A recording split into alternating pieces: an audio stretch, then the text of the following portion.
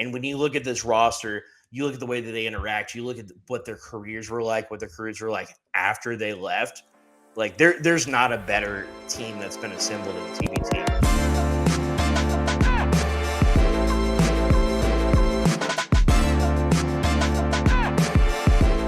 Some have called it the best day in the Starting 502 podcast history. I am not one of them because I think every day that I get to spend with you, Jacob, is magical. But today was pretty special. Starting 502 podcast brought to you by Mr. and Mrs. Bourbon, coming to you live from the Mr. and Mrs. From the Kern's Korner studios. But I've just been on that Mr. and Mrs. train today. If you're going out to TBT, whether it be Monday, whether it be, Thursday or Friday, if they Wednesday. So if you're out there Monday, Wednesday, and then if they advance and they play La Familia, for instance, what day is that? I do not know. I don't know. No. Maybe Monday, Wednesday, Saturday, something like that. If you're out at any TBT games in 2024, make sure you check out Mr. and Mrs. Bourbon. If you're watching on YouTube, Jacob looks like he's tan. He just came back from the beach. I look like Edward from Twilight. Yeah, you do. And I can you need tell to go you to the from tanning having bed the entire day with Jacob that is the complete opposite. I am much more tan than this man. Yeah, you're a little brown bear in person, man. Lighting makes a huge difference. Anyways, yeah. Starting 502 podcast brought to you by Mr. and Mrs. Bourbon. If you're out there, check out the Rusticulous. Mr. and Mrs. is the official bourbon provider of TBT. And if you're out there, the Rusticulous is the drink to get, right? I believe it is Mr. and Mrs. Rye, which is probably the best Mr. and Mrs. that you can get. You know what I love about you and Mr. and Mrs. is that every time you say the best, it's a different one. Whatever it is, it's fantastic. A little cherry in there as well. But if you're at TBT, obviously you're enjoying some fantastic basketball. And that's what we're here to talk about tonight, right, Jacob? I mean, you have called it one of the greatest experiences in the time that you have owned this business, this website. And you know, I don't disagree with you much. I mean, the fact is, you know, we get you in a media room and you have fantastic questions and you love chatting it up with the players. And I think that was what this was all about, right? Like, I think that we are the home of TBT coverage in Louisville. We've had 3, 4, 5, 6 podcasts talking about TBT, what it entails, talking about Russ. Right. And we just to give you an example, we walk in the door tonight. Andrew from TBT comes over, says, "What's up? I got my prediction for you guys now that Kyle's out," because that was his prediction on the show with me, was that Kyle was going to be the guy that balled out. Right. So that speaks to the way we've covered TBT. For us, like for me, there's no greater fit in Louisville to cover this event than us. Right. This is a grassroots, localized, all about like the crazies. I felt like tonight really the reason why I felt so alive was it just felt like we're in a room with 7,000 of us, like you and I, the crazies.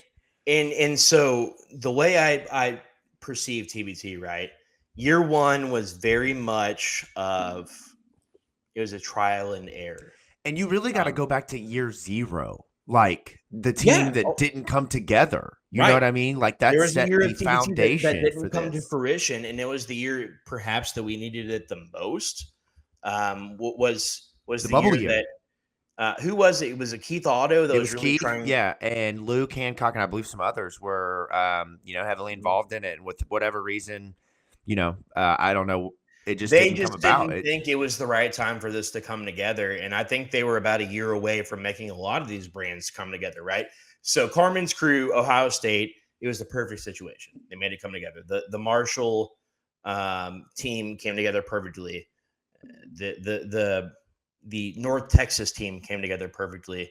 Marquette came together perfectly. But there were a lot of examples of areas where it didn't. And I think that Louisville was the biggest brand to really enter this competition, that they wanted to stage it the best way possible. Correct. Yeah. And The so best. if you look back in the last 10 to 15 years, which is when, you look at Bellarmine's team today, their two best players of the game, they were 36 and 37 years old, right?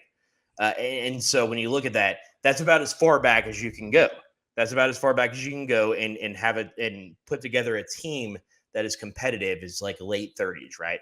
And so when you go back, say they started college as a freshman at 18, so 15 to 20 years ago. And when you go back that far, what you're going to find is the best players in those eras where the Russ Smith, Peyton Sivas, Kyle Keurig, Shane Behan's, Gorgie Zhang's, right? Those type of guys. And so unless TBT could get those guys, they would not consider Louisville basketball, right? I think that's a huge component. That's a huge component of it. It was. And there were guys pre the Ville that played in this tournament. Jerry Smith was a multi-year veteran, I believe, hit several Elam Enders as over the course of his career. Yes. Trey Lewis played in this tournament. We saw several other guys. I think Preston Knowles was one of the guys that played. I think he won a championship, in fact, if I'm not mistaken, as a TV. We covered that in our Big Red Louie days, that was a long time ago, 5, 6, 7 years ago, right? So there's been this kind of building, kind of this building of alumni base and the support for the program. And where I think Louisville's kind of in this perfect stage right now is that all of the guys that are not in the NBA, which is, quite frankly, almost all of them. It's Donovan and it's Terry and it's Damian Lee, and that's about it at this point. I mean, off the top of my head, I'd have to really think through if there's another one or two.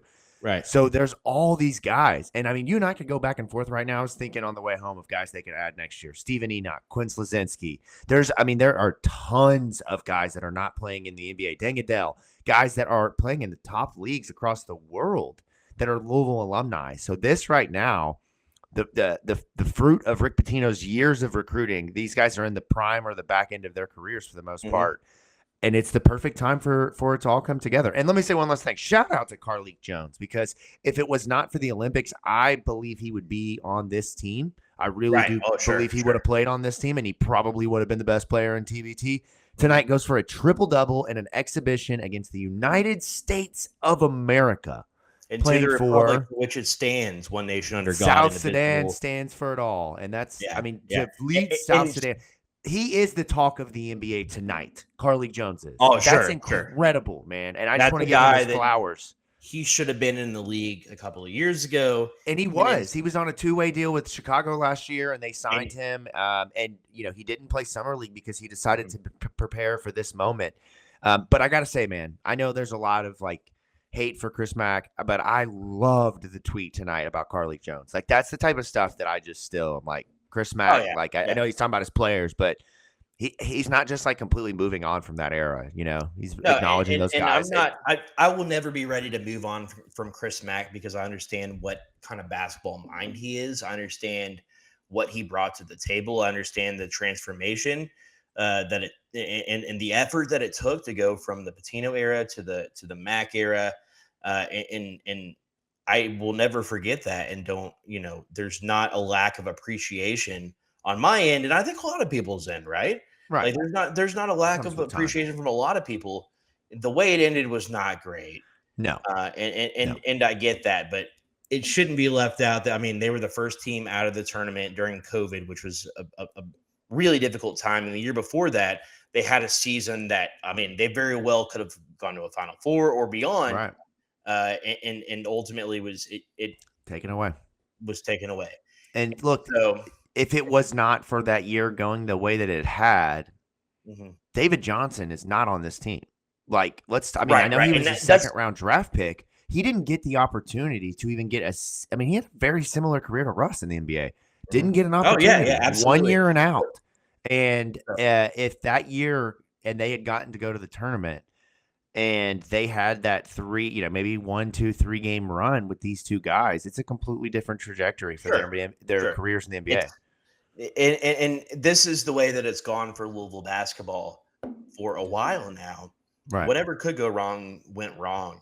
And it was things that you couldn't even fathom or think of or consider that went wrong. But David Johnson today, in the absence of a Carlik Jones team that, as you suggested, Jacob, it feels like if there's no Olympics, if there's no friendlies going on, that Carlik Jones is in that David Johnson spot. I mean, it just makes a lot of sense. Like I don't think Chris Jones is on this team if Carlik Jones is on it. We're talking about the wrong things at this point from like the way that the night went. But I do think that David Johnson was the perfect. He said this. I asked him tonight in the presser about, you were drafted, you were in the G League playing with Memphis. What is it about TBT? Like, why are you here? He's like, look, it didn't work out for me in summer league. I don't know if it was an injury. I'm not sure what it was that he was going through, but the timing didn't work. So he said he's asking around for advice, and a lot of people are advising him to play in TBT. This is a showcase for him and Montrezl Harrell, and make no mistake about it, they were the best two players on the floor tonight. David Johnson was 2 rebounds and 2 rebounds and 2 rebounds away from a double-double. Montrezl was 20 and 9. I mean, you're talking about the NBA talent showed with those two. Sure. And so here's the thing with David Johnson, right? Number one, it needs to be noted that Louisville made 6 3-point shots all game. And David Johnson made 5 of them. He made 5 of Louisville's 6 made threes all night. So Louisville was 6 for 25. David Johnson made 5 of those. So if you take those away, it's a completely different game. They get blown out. I mean, it's a blow. And did you say it on the show last week that he shot like or maybe it was Jake, 40-something% in the G League? Like, oh yeah, hello, David Johnson. That's not the David Johnson that I knew a couple of years ago. His freshman season, the one thing that held him back as a guard was that he was one-dimensional, right? Or he wasn't multi-dimensional, and that's the reason why you saw a stark improvement in year 2. So what happened with David Johnson, right? So year 1, he's not the lead guard. It's a really quality Louisville team. And so he comes in and he is kind of the number 2 to Fresh Kimball. And that team was at one point, they were the best team in the country. They were still considered a top 10 team in the country when the season was halted, right? And David Johnson had a huge play in that, even coming off the bench. Year 2, they start and there's no fans, right? And he made sure to bring that up today after the game. And so David Johnson, he became a really spectacular player, but he was a number 2 again to a player that we just talked about in Carlik Jones. And so it's really fascinating how it came full circle at the same time that David Johnson dropped 17 points, 8 rebounds, and 3 assists to just 1 turnover. At the exact same time, Carlik Jones is dropping triple-double against Team 11 USA. Rebounds, 11 assists. Like it's honestly it's mind-boggling how their careers have just coincided with each other so perfectly. Yeah, but with they had their battles in the G League this year. I mean, with him being with the Windy City Bulls and then with David being with the Memphis Hustle. I mean, they battled it out. So it's these guys, I would imagine there's a great relationship between the two of them. So for them to be doing that at the same time, like you're saying, like that's testament of how much talent they had that one year. And there are so many sentences in Louisville lore that start with, if it weren't for COVID, I don't think we have the same conversation that we have about Dan McDonald. If it weren't for COVID, I think that Chris Mack is still the coach at Louisville. You never have the Kenny Payne era. You never have do you see what I'm saying? Like COVID didn't hit any program harder than it hit Louisville. I mean, look at Scott Satterfield. He comes in, he's 8-5 his first season. And then COVID hits. It's not handled super well. They're not very good during the COVID season. And then the year after that, they're fantastic again. They're really good. They have maybe the best defense in the country statistically. You talk about Louisville basketball the same way because of the scandal that kind of rocked Louisville basketball, the way that everything just fell right for Chris Mack with his father passing and everything else. it just didn't work out. But Right. you don't have the Kenny Payne era if you don't have COVID. I mean, let's be realistic. And if that Louisville team in 2019-20 isn't a Sweet 16 Elite 8 team, it's a huge disappointment. That was the best team Chris Mack has ever coached.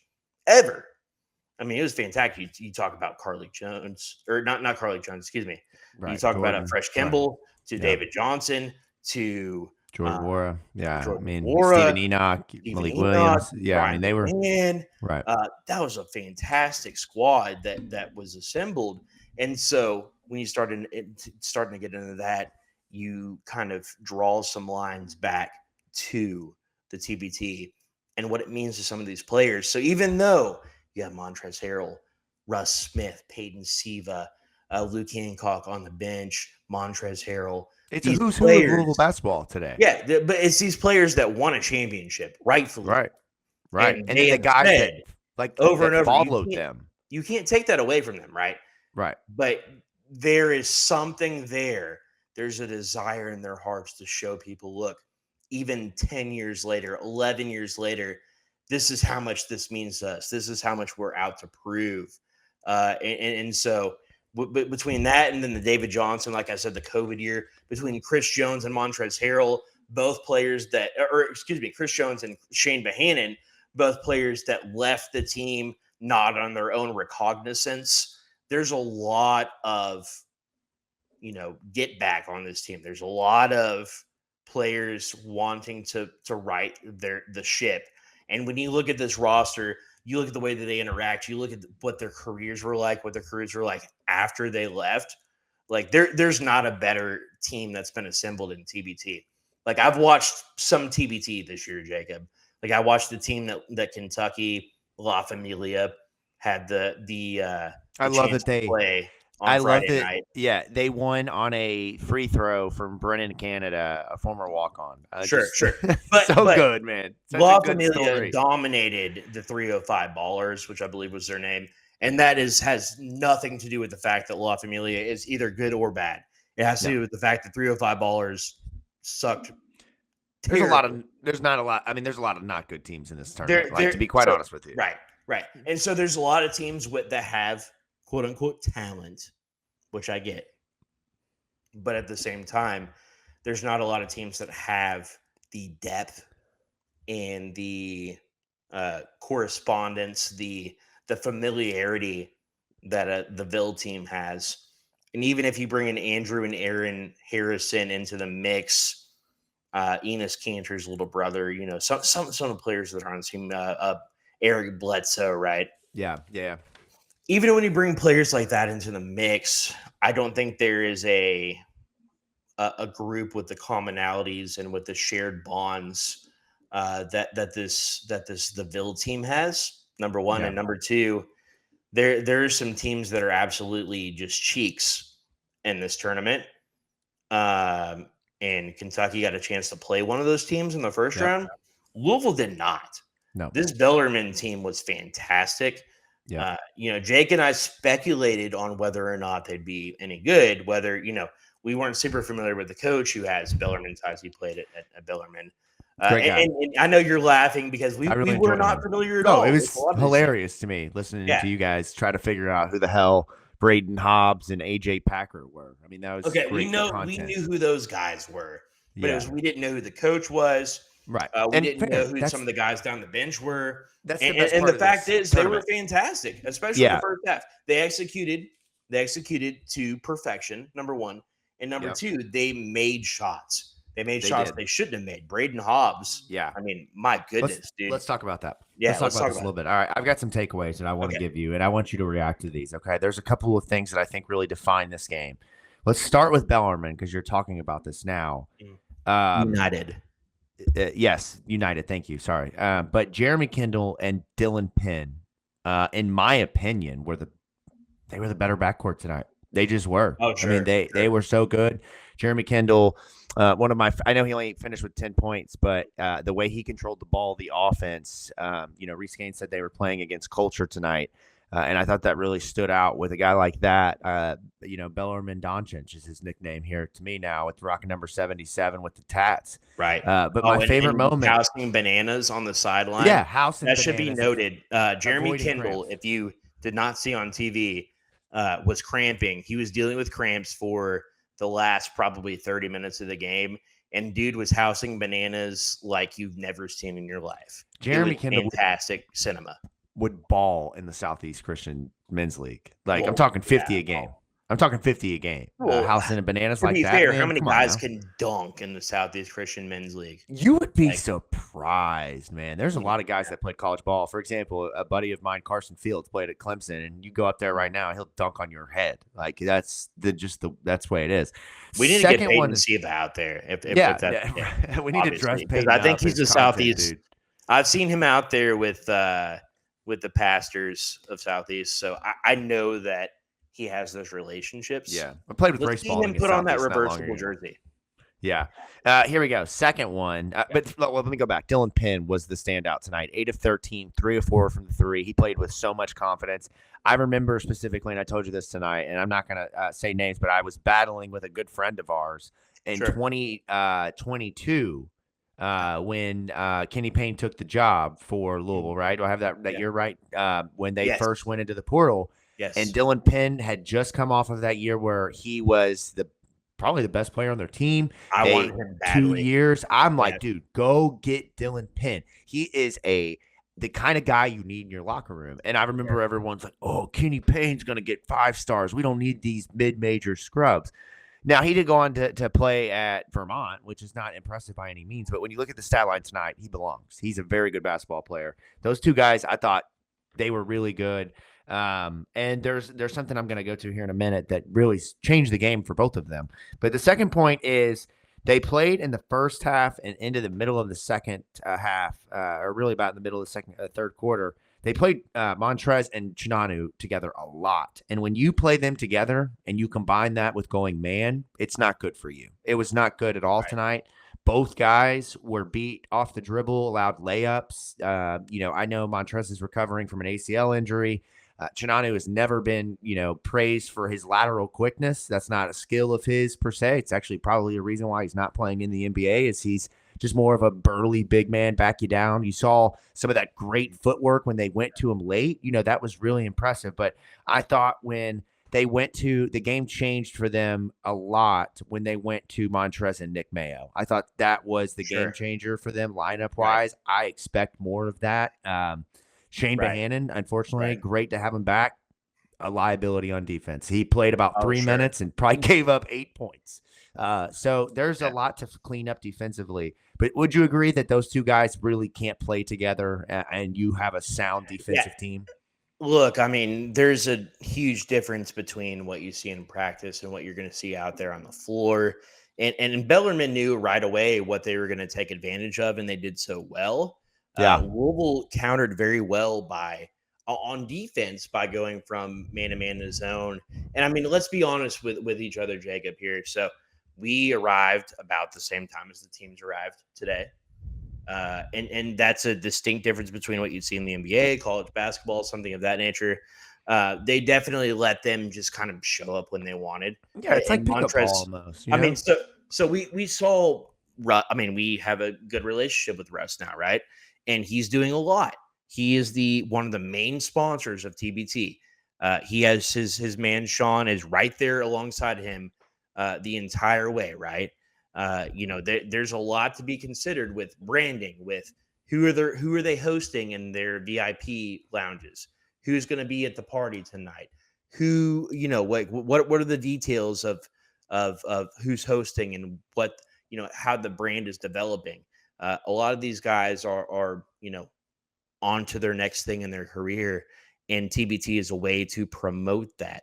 For Montrezl Harrell and David Johnson, it's how can they promote themselves to try to get a contract, a 2-way contract. Can I real quick? Can I point out for Peyton Siva the best part of the night when we were sitting over in the far media corner where we were right next to the players was him on the floor and their reaction to him. Like he is like you can tell he's kind of like becoming like a stepfather doesn't feel like the right phrase here, but like a mentor is obviously what he is to them, but like you could tell they were just like, oh, like they couldn't believe they're seeing it in real time. Like their boy Peyton, their coach Peyton is balling out there. Like he's Coach Siva now. Coach Siva, right.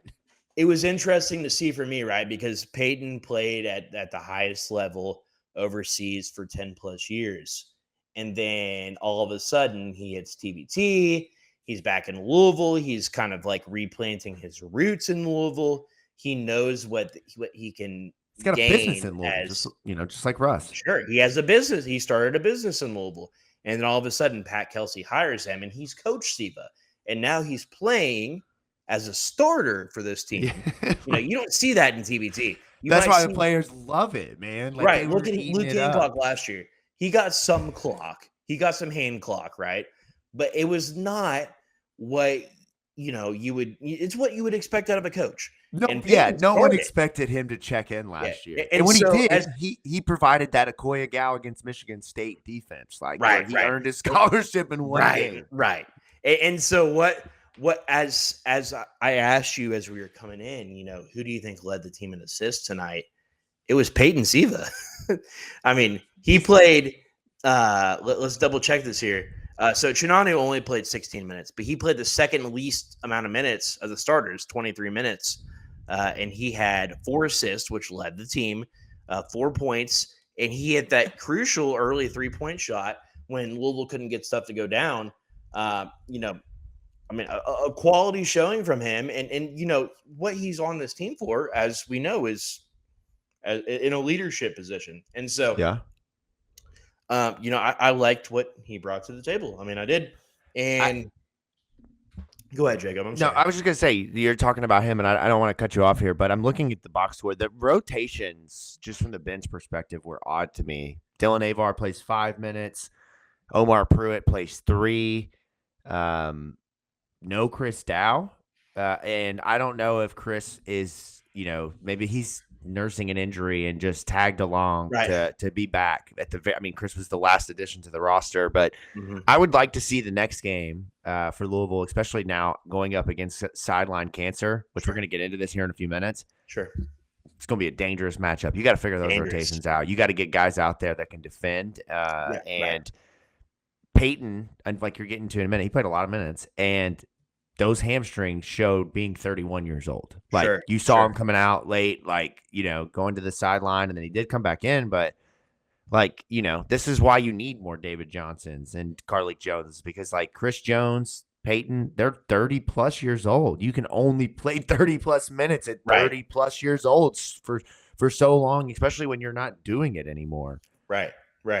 Yeah, I mean, and do we know for sure that it's Sideline Cancer? Like it is Sideline. Yes, they won tonight. Yes, okay, they won tonight. I watched a video of a pretty emotional video, and one of the things that with these teams like Team ALS and there's an team. I forget what the name of the team is, but it's like Team Autism, and playing for the autism research and things like that. And then with Sideline Cancers, they're not just playing for their school; they're playing for a larger cause. And tonight. At Freedom Hall, they pulled one of their fans whose father was also, I think, either a fan or a coach who died of cancer last year, and allowed him to put the banner sticker on the banner of Sideline Cancer moving forward.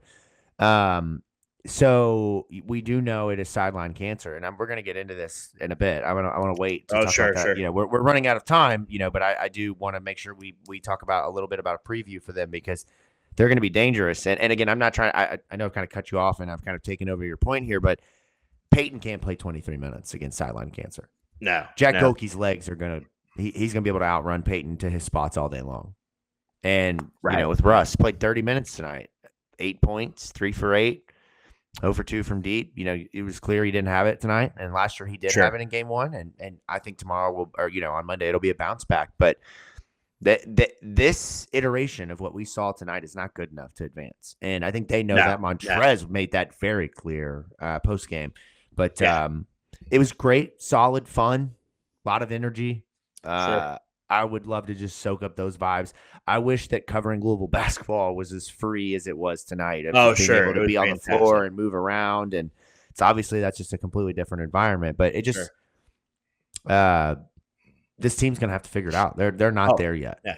Yeah, and so my wife, when she looked at some of the post game interviews, and she was just checking out some of the footage we captured, pictures, whatever, and she was looking at Reese Gaines, and she has some memories of Reese, but not like as much as we do, right? I mean, Reese is outside of Marcus Maben, probably the first player that I really idolized, really looked up to.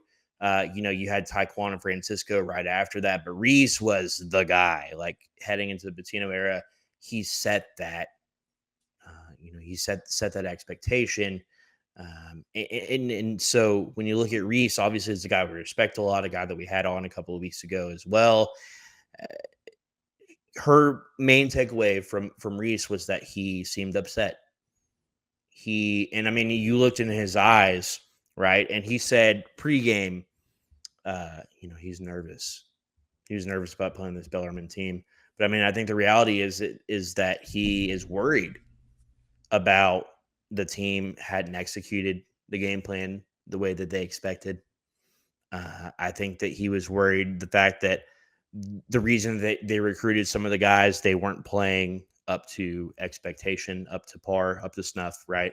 I mean, I don't think that Russ played anywhere close to what you'd expect him to play to. I don't think Peyton played close to what you'd expect to. I think that Trez, I mean, if we're being, totally transparent, I don't think that he brought it on defense or was locked in the way that you need to be for the entirety of the game. I mean, look, we got there. The game started at 1. We arrived at 11:45, something like that. Trez wasn't there when we arrived, and he wasn't there 30 minutes after we arrived. I mean, let's just be transparent about what it was. They let the players have a little bit of leeway in what they did, and Trez was the last player on the floor. He was often sidetracked. He was often not checked into the game. And as a guy who was the NBA Sixth Man of the Year, 3 years ago, that makes sense, but we need him locked in. Like if he's going to be on the floor, if there's going to be expectations from him, he needs to meet those expectations. And tonight, while he did when it counted the most, that's a good thing. It'd be nice to see him just kind of blow expectations out of the water and really play as NBA teams are expecting him to from the jump. I think that when he gets in front of these Louisville fans, when he feels that environment, he realizes that, okay, he's kind of back in that college environment. This doesn't matter as much, yada, yada, yada. And then when it gets close, then he kind of checks in and mentally focuses, mentally locks in.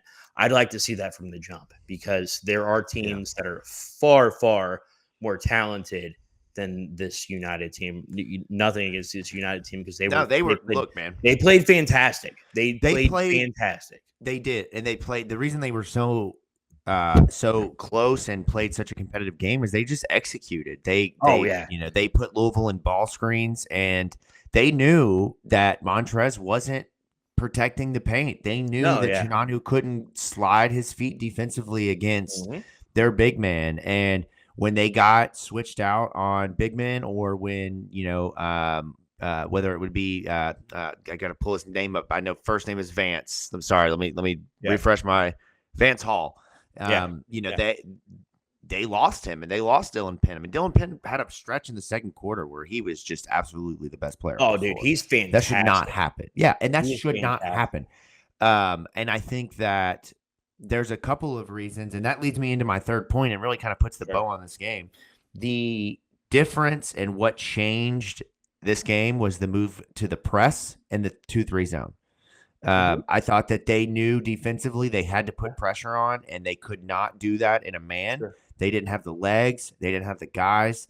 They obviously from a big perspective, Derek Walker didn't play tonight.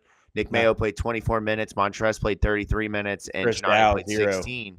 Right, and so they were kind of perplexed in what they could do, especially when you have guys on Bellarmine's teams who are picking and popping and sliding out to the 5, or they're switching on to smaller, more athletic players at a 3 or a 4. And I thought that the move to playing, those guys in a zone, particularly with DJ and Chris Jones and Russ Smith, utilizing David Johnson's size at 6'5", 6'6". Obviously, part of the finishing with 8 rebounds is being one of the bottom men on the zone and having access to get the rebound and push it, which is a huge thing that they did in the second half as Bellarmine was missing shots. Sure. I thought that changed the game for this team. I don't know how much they can press. I mean, unless they find a way to get Omar Pruitt, Dylan Avar, or Chris Dow more involved, they don't have the ability to press with Russ Payton and Chris Jones and David Johnson with this current setup. I mean, maybe for little bits and spurts in the second half, but you can't play that the full game. But I do think the zone offers you the ability to kind of not have to worry about switching, particularly with Montrez and Chinanu as your week 5 defensively. I mean, look, I love Montrez being back tonight, and the energy was great. I love being able to chat with him, and I loved everything about it, but not an NBA player tonight. Not even close. I don't think he even looked like he was the best player on the floor. And I think there was some timidness from him. I think there was a lot of emotion, and I think he played, like you said, like he was just so captured in the crowd. You would look over in a free throw, and he's at the other end, flexing with an old man in the end zone. Like, I mean, and you know what? He earned that. Yeah, he earned that. He moment. doesn't have to play in this, and I'm not saying that doesn't give you a pass to – that doesn't give him a pass to just do whatever he wants, and nobody's saying that. But I think game 2, you've got to lock in, and you've got to go into the mindset of this team doesn't have an NBA player on it or anybody that can guard me, and I'm going for 50 like I just did last week in the Pro-Am, and I'm going to change this game with my energy. And here's the other thing. These refs did not know how to officiate Montrezl Harrell. They didn't call anywhere near enough fouls. And, he only had 2, but it felt like he had to be very careful with everything he did because he was just, there's the one play where he was going back and forth with the offensive rebound. He grabbed it. He gets pushed, shoved out of bounds. The Bellarmine guy, is kind of complaining, and Montrez is like, get the F out of my face, and don't you ever try to get that ball again. Right. So the refs just didn't know how to. I felt like they didn't know how to necessarily officiate a guy like that. There is nobody in this tournament, and there has never been anyone in this tournament like Montrezl Harrell.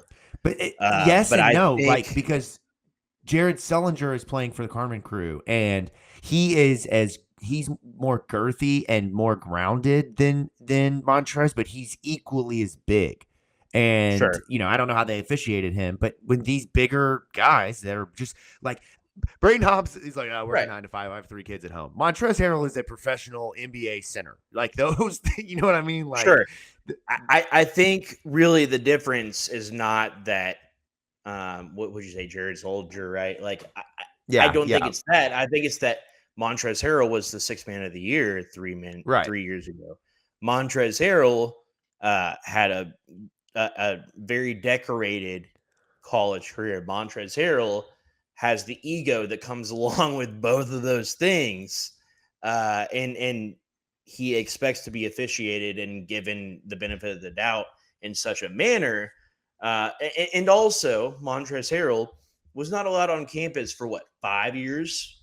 Yeah. More than like that. Man. Right. So they won the championship in 2013. It was remember he would sit in like the 5th row, like it was never floor seats. It was always like you could tell he got his tickets off of Ticketmaster resale. It was taken away in 17, 18, something like that, right? Yeah. So basically, this is his first real chance to get back and get into the action in the eyes of Louisville fans, and he's trying to take advantage of that. And also, he's trying to take advantage of the fact that NBA teams, that high-level professional European teams and others are looking at him. And so with all of that in mind, there's so much more that goes into it.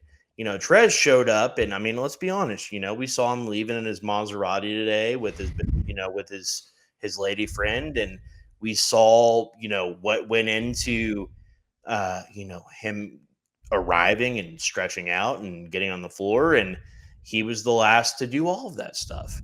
And that's not saying that he cares one way or another, but it is to say that he thinks of himself as, you pay for your, he's the reason why you buy your ticket.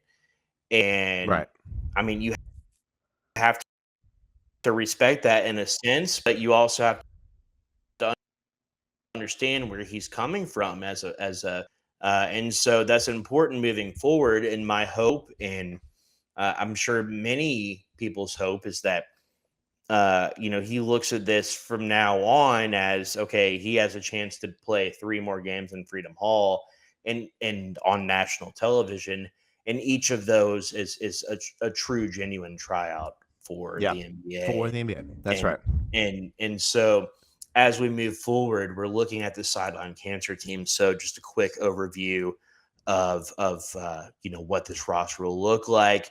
The GM is Billy Clapper. The head coach is Charlie Parker. Alonzo Verge Jr. Is their point guard out of Nebraska. Chris Coffey from Georgetown College is the power forward. Colin Russo, Devin Cooper, Eric Thompson, who is a veteran, who was a part of Sideline Cancer's run to the Final Four in 2020. Grantham Gilliard, Jack Golke. Obviously, everybody knows Louisville will be facing Jack Golke, the guy that took UK out of the tournament as a 2 or 3 seed this past season. Yep. Jacob Conway, Jaron Holmes, a guy from St. Bonaventure in Iowa State, a fantastic addition for them. Jermaine Merrow Jr. We're looking at Keith Braxton, Kasim Nicholson, and Marcellus Erlington. So a fantastic roster, obviously headlined by Jack Golke is a guy that most people will know, but Eric Thompson is the guy to watch. He's the guy that's going to match up really well with Louisville down low. And Jacob, as you suggested, as we looked at this bracket, if you're just doing a basic overview of what the bracket looks like, I think your phrasing of this was Louisville's either going to lose to Sideline Cancer or they're going to make it to the championship game. Like there's not a bunch of in between, because this is a fantastic squad, a team worthy of much more than a 3 seed, a team that's, if Louisville were to lose to them and the 1 seed would have won tonight, I think that they would have easily disposed of them as well. I think that this is if you talk about La Familia on the other side of the bracket, if you talk about teams that Louisville could potentially meet in the Sweet 16, I think that this is the toughest team in that group of 16 teams. I really do. And so I'm in full agreement with you. If you're looking at this roster, if you're looking at what the Sideline Cancer team showed us tonight or has showed us in the past, what does Louisville have to do to win this game, and what do they have to change from what we saw tonight?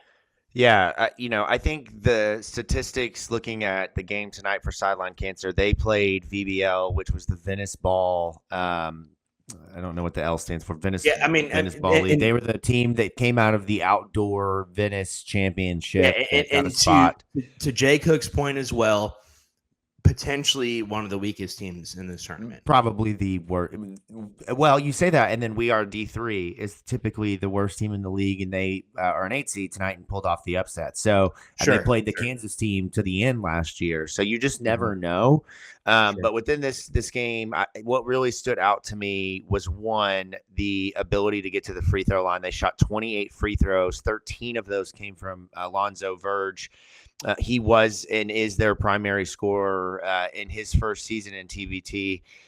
Jack Golke, not with Sideline Cancer. I'm not sure if he will play on Monday. He has been playing with Oklahoma City, who is still in the summer league. So, and what's funny is I still follow Trey Townsend, his former teammate, a guy that Louisville thought they had a really good chance of landing in the offseason.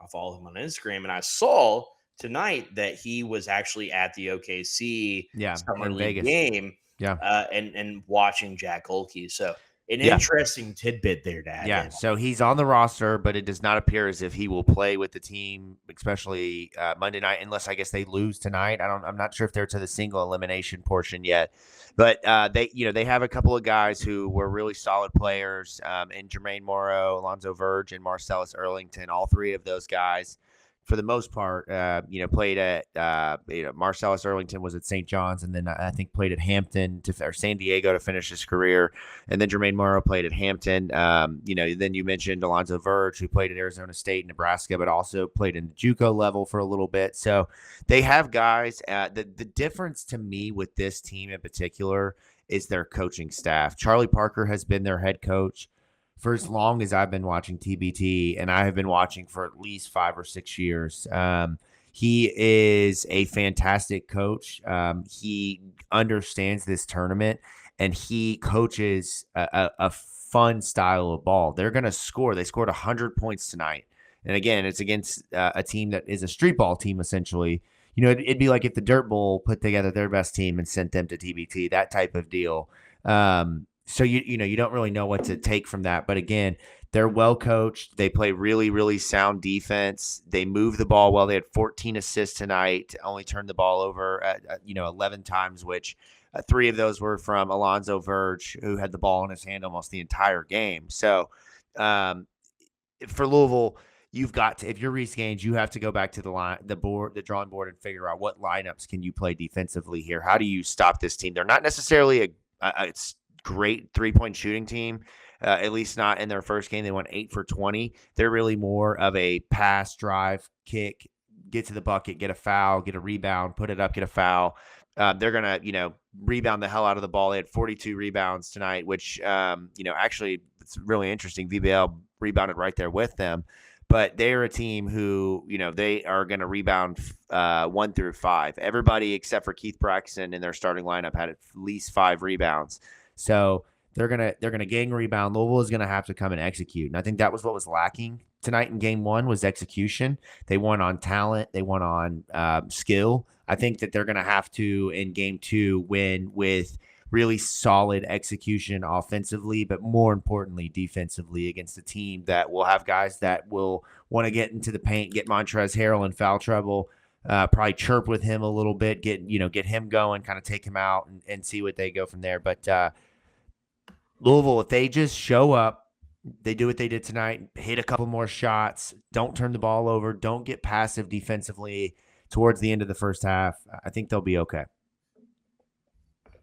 Yeah, I mean, without Jack Golke on this roster, which again, maybe he's thought of pretty highly because of what he did to a local team here, which is fine. Without him on the roster, though, this team seems like a manageable game. Louisville has home court advantage, but Sideline Cancer has been around since the very beginning. It feels like the Alley Cats. It feels like last year. The Alley Cats on paper had no business playing with Louisville, but Alley Cats on the court had edge. They had experience. They stayed sound. They didn't let the moment take them too high or too low, and that's what Charlie Parker with Sideline Cancer is going to have his team doing.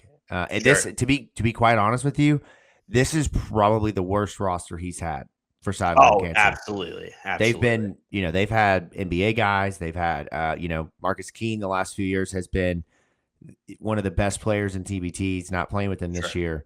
So they're not the same caliber of team, but where they'll beat you is a more elevated TBT style of what Bellarmine just did to you in Game 1. Right. Yeah. And the thing that I'm when I'm looking at this roster, it's not a super deep roster the way that it's aligned. It's very similar to what Louisville did tonight. I mean, they only played 9 guys, and 2 of them, Jaron Holmes was listed as only playing for 0 minutes. So I don't know if he got in and got hurt right away. Right. That shows having 1 foul. Maybe he came in at the very end. He might have played at the very end, but it shows he only has 1 foul as his recorded statistic. But then Jacob Conway played 10 minutes, scored 7 points, freaking microwave, 4 for 4 from the free throw line. And then Gilliard played 1 minute. So they really only played 1. They played 6 guys. I'm looking at 11 plus minutes. Yeah, sorry. I'm looking at the minutes wrong. Jacob Conway was with 10, and then 6 from Gilliard, and like I said, 0 from Holmes. So, yeah, 6 guys. When you look at what this team provides, it's the same thing, right? I mean, they told us straight up after the game that their game plan was to wear down that Bellarmine team. They knew that they were more physical. They knew they were deeper. They knew that they were more talented. They knew that they could take them off the dribble more. They knew that they could defend them more hastily than they were used to. They knew that they could outcondition them. And so in all of those ways, that paid off in the second half exactly as intended. For Bellarmine, for the United team, it went exactly how they wanted it to in the first half, where it was ball movement, execution, making the shots that they took. Braden Hobbs still, I mean, we were cracking up watching Braden Hobbs take shots, and just absolutely drill them as a guy who admittedly is working a day job, dealing with a wife and children at home, and just came out because he loves the game and he loves his university, which you can't ask for much more than that, right? But overall, though, you're not going to have the execution better than what United did tonight. And that's what Reece Gaines harped on over and over. When we talked to him 2 weeks ago, that's what he said. He said, I'm not even worried about anybody else in that region. I'm worried about United. I'm worried about preparing for what that Scotty Davenport offense. I'm worried about preparing for a team that won a D2 national championship in 2011, 12, something like that. He said that, that's what we were worried about. We weren't worried about, what Sideline Cancer is doing. We're not worried about what Team Diesel's doing, any of that. We'll get to that when we get to that. And so you're absolutely right, Jacob. The preparation for that team is not going to be topped by any other opponent that they face. And the more we look at the roster, the more that we look at the way that Sideline Cancer won tonight, I feel pretty confident in this Louisville team. As we try to get out of here and move forward, what are your thoughts on Sideline Cancer? What are your thoughts on what Louisville has to do different to win? And do you think that they win? And do you think it's similar to what we saw tonight, or a little bit different? No, I do think they win. I think, I've talked a little bit about defensively. That's where it's really going to change, whether or not they come out and they play better than they did tonight.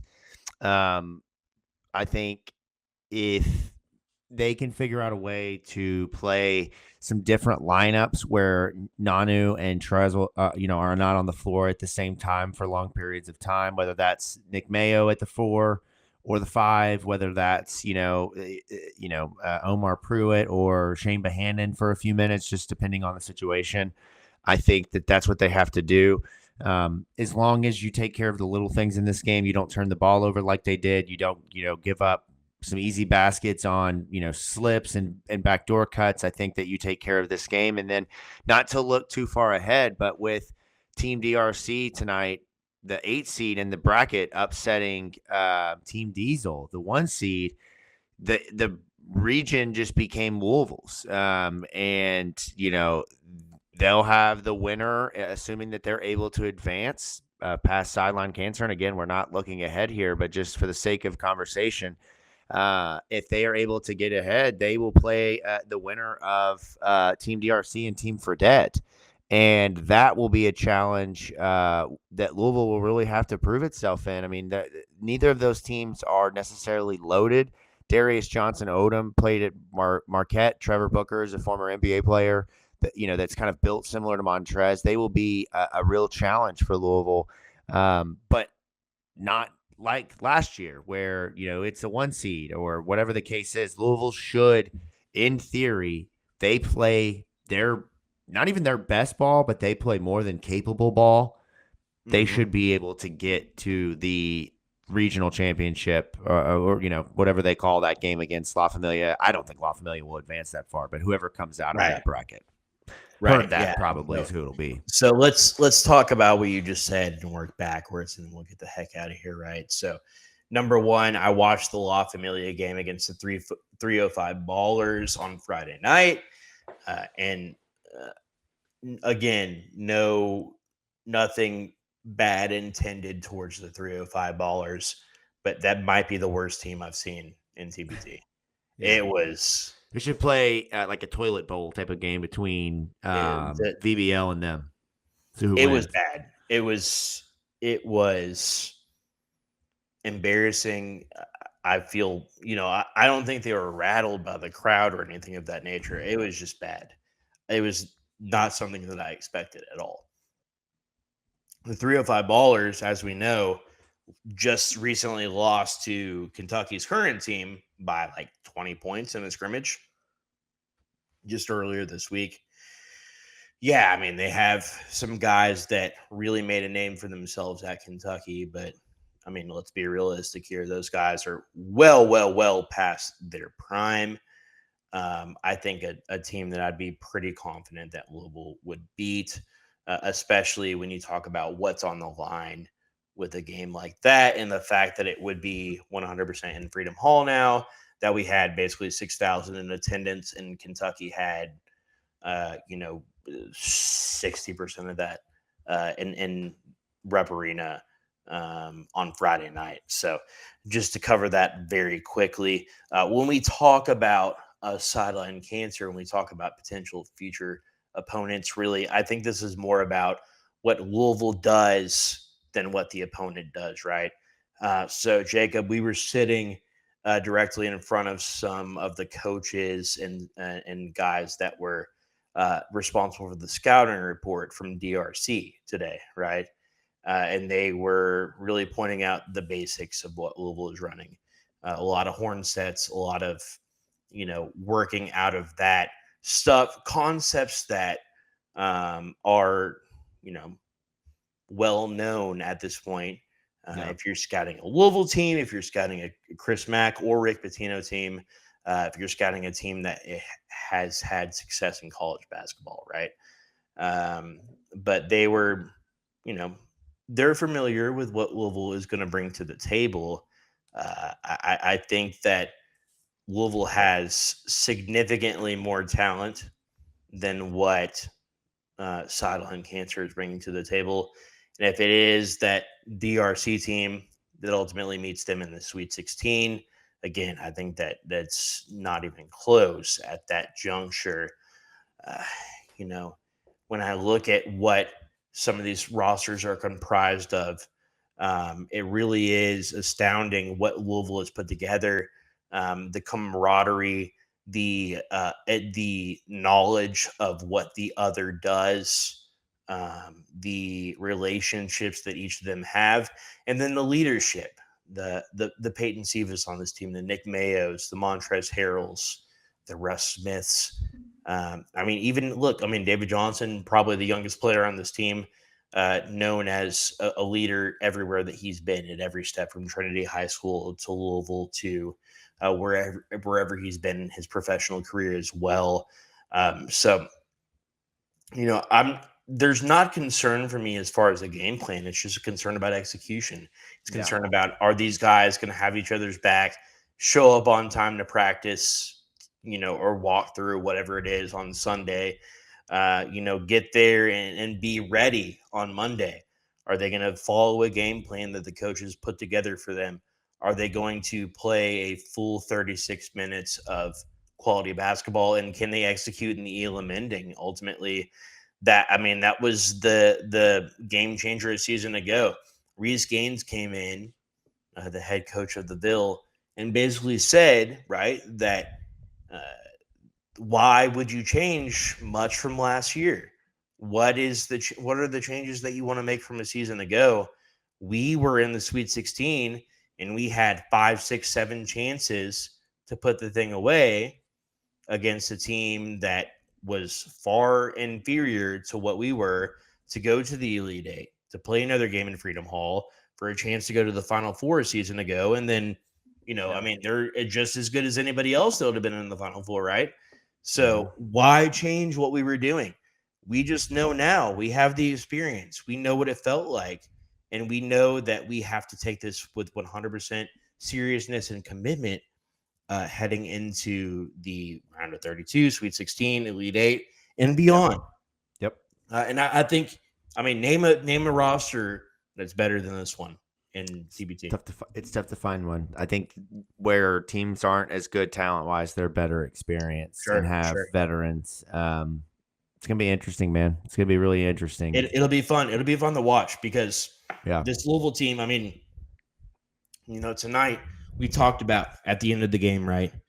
It's not a coincidence that Chris Jones, Montrezl Harrell, and David Johnson were sitting on either side of Reese Gaines.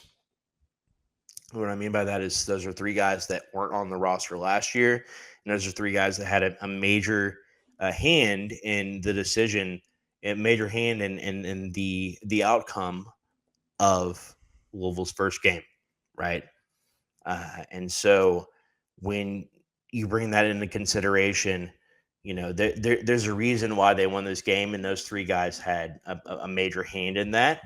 And now that the team is becoming more cohesive, I would expect a Russ Smith, a Peyton Siva, a Shane Bohannon, one of these guys, Chinano Onuaku, one of these guys that had a major role a season ago to kind of step forward.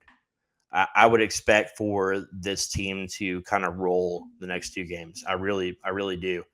I think that now that they have the jitters out, I think this is a team that can go all the way. It's just about putting the pieces together. So, that's about it. Jacob, anything else before we get out of here? No, I got two kids sleeping in the bed. Need to go move them into their respective beds so that I can go to bed because I don't get around like I used to, man. I'm feeling the effects of chasing Montrezl Harrell around today. His hip hurts. My hip hurts. I have a headache. Never beaten the dork allegations either, man. It's it's a tough day for your boy. Yeah, we have some fantastic pictures from today that indicate otherwise, right? So, anyways, starting 502 podcast. Mr. and Mrs., if you're going out to the game on Monday, Wednesday, whenever it might be, to freaking drink Mr. and Mrs., there were a couple of other options, and I promise you they're not as good as what you're being presented, right?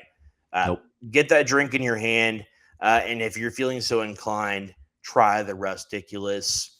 Go ahead, Jacob. One last thing, I just got to point this out. If you don't want the pre-mix, they do have Mr. and Mrs. Bourbon neat for you. That is something I did find out towards the end of the night. You can try your Mr. and Mrs. A little bit of something for everybody. Right. Mr. and Mrs. Bourbon of your liking. So if you see, the rye is like 100, 105 proof, something like that. Just if you try want a lower proof, they have it. If you want a higher proof, they have that. If you want something on the rocks, you can do it.